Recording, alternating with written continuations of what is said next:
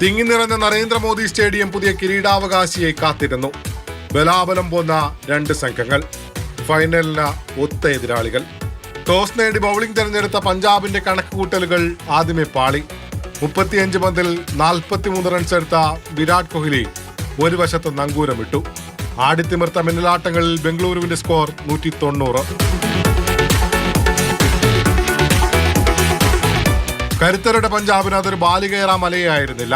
പക്ഷേ ജയം മോഹിച്ചെത്തിയ ബംഗളൂരു ബൗളർമാർ കരുതിയെറിഞ്ഞു.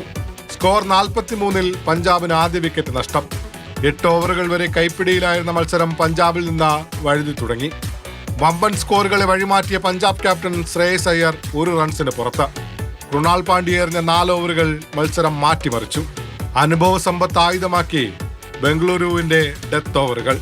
ഭുവനേശ്വർ കുമാറും ഹെയ്സൽവുഡും റോളുകൾ ഭംഗിയാക്കി. ശശാങ്ക് സിംഗ് പഞ്ചാബിനായി തകർത്തടിക്കുമ്പോൾ വിജയം ഒരുപാട് അകലെയായി. കന്നിക്കിരീടം ബംഗളൂരു അങ്ങനെ റോയലാക്കി. ഇതിഹാസങ്ങൾ നയിച്ച ബംഗളൂരുവിന് ഇതുവരെ കഴിയാതിരുന്ന നേട്ടം രജത് പത്തിദാറിന്റെ വക. 18 വർഷം കാത്തിരുന്ന 18ാം നമ്പർ താരത്തിന് മോഹക്കപ്പ് കൊണ്ട് സമ്പൂർണത.